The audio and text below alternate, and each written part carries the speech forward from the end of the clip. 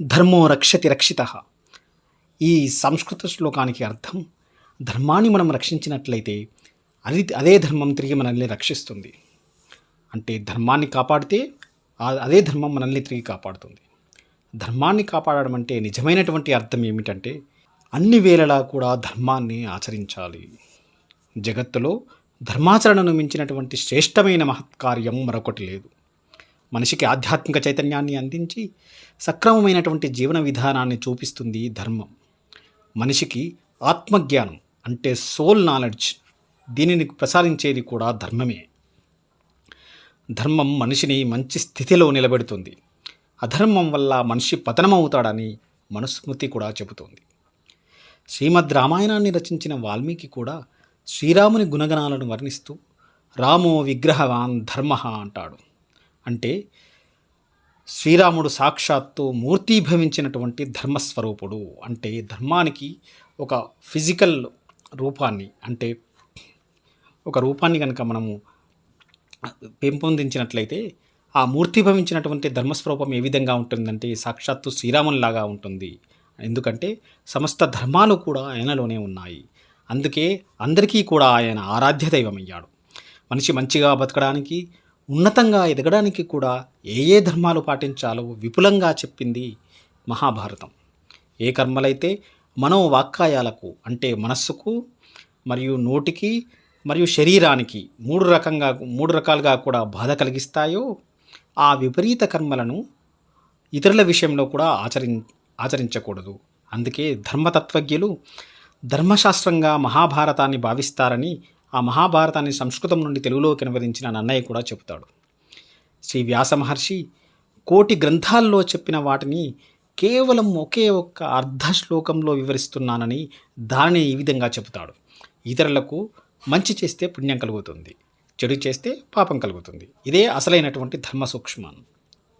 ఇంత సులభంగా వ్యాస మహర్షి చెప్పాడు. ధర్మాచరణమే పరమధర్మమని, సచ్చీలము అంటే మంచి క్యారెక్టర్ స్వభావమే తపస్సని, సచ్చరిత్రమే పరమజ్ఞానమని బోధిస్తారు మహాత్ములు. బ్రహ్మచారి అయినటువంటి శ్రవణ కుమారుడు కూడా సంధ్యావందనాది విహిత కర్మలను ఆచరిస్తూ వృద్ధులు అందులు అయినటువంటి తల్లిదండ్రుల యొక్క సేవను చేస్తూ ఆత్మశక్తిని, సోల్ పవర్ను పెంపొందించుకున్నాడు. ధర్మవ్యాధులు స్వధర్మ ఆచరణతో పాటు తల్లిదండ్రులకు, అతిథులకు సేవ చేస్తూ ఏకంగా వేద విహిత కర్మలతో తపోశక్తిని సాధించినటువంటి కౌశికుడనే బ్రాహ్మణుడికి కూడా తత్వోపదేశాన్ని చేశాడు. అంటే తల్లిదండ్రులను, అతిథులను సేవరించడం, స్వధర్మాన్ని ఆచరించడం అంత గొప్ప శక్తినిస్తుంది అని ఇక్కడ అర్థం. కుక్కుటముని అనేటువంటి మరొక మహానుభావుడు కూడా తనకు సమీపంలోనే ఉన్నటువంటి గంగానదిని, కాశీని కూడా సేవించకుండా తల్లిదండ్రుల సేవలోనే పరమార్థాన్ని గ్రహించాడు. అంటే ఇక్కడ ధర్మాచరణం అనేది ఎంత క్లిష్టంగా ఉంటుందో దీన్ని జాగ్రత్తగా మనం అర్థం చేసుకోవాలి.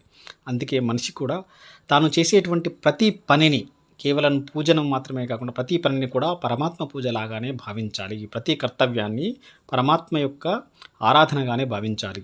ధర్మాచరణతో అందరికీ తోడ్పడాలి.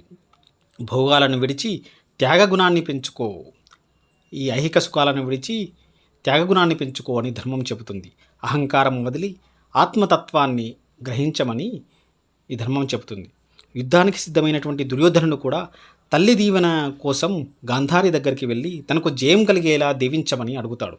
అప్పుడు గాంధారి ధర్మం ఎక్కడ ఉంటుందో విజయం అక్కడే ఉంటుంది అని దీవిస్తుంది. ఆమె దీవించినట్లుగానే ధర్మపరులైనటువంటి పాండవులు యుద్ధంలో సాధించారు, కానీ పరులైనటువంటి కౌరవులు యుద్ధంలో అపజయాన్నే సాధించారు.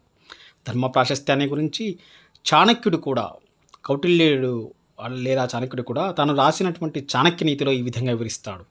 మానవుడు తాను కష్టపడి సంపాదించినటువంటి ధనాన్ని ఈ భూమిపైన గోసంపదను పశువుల విడిచిపెట్టి మరణిస్తున్నాడు. అదేవిధంగా భార్య మరణించినప్పుడు ఇంటి ముంగిట్లోనే ఆగిపోతుంది. మిత్రులు శ్మశానం వరకు వచ్చి ఆగిపోతారు. ఎంతో ప్రేమగా పెంచుకున్నటువంటి శరీరం కూడా మరణించినప్పుడు ఈ చితిమంటల్లోనే భస్మమైపోతుంది. కానీ జీవుడితో వెళ్ళగలిగేది ధర్మం ఒక్కటే. తన శ్రేయం కోరకుండా అందరి అభ్యుదయాన్ని కోరడం ఉత్తమమైనటువంటి ధర్మం. అంటే ధర్మాల్లోకెల్లా ఉత్తమమైన ధర్మం తన శ్రేయం కోరకుండా అందరి అభ్యుదయాన్ని కోరడం. నిస్సహాయులకు, వృద్ధులకు సహాయం అందించమంటుంది మానవతా ధర్మం. ఇతరుల నుంచి నువ్వు ఏమి ఆశిస్తావు, దాన్ని నీవు ఇతరులకు చేయడం నిజమైనటువంటి ధర్మం. ఇదే విషయాన్ని ఎక్సెప్షనల్ రూపంలో యక్షుడు అడిగినప్పుడు ధర్మరాజు దానికి సమాధానంగా ఉత్తమమైనటువంటి ధర్మాన్ని ఈ విధంగా చెబుతాడు. ధర్మాన్ని అనుసరించిన వారిని ఆ ధర్మమే రక్షిస్తుంది. ధర్మం ఎక్కడ ఉంటుందో జయం కూడా అక్కడే ఉంటుంది.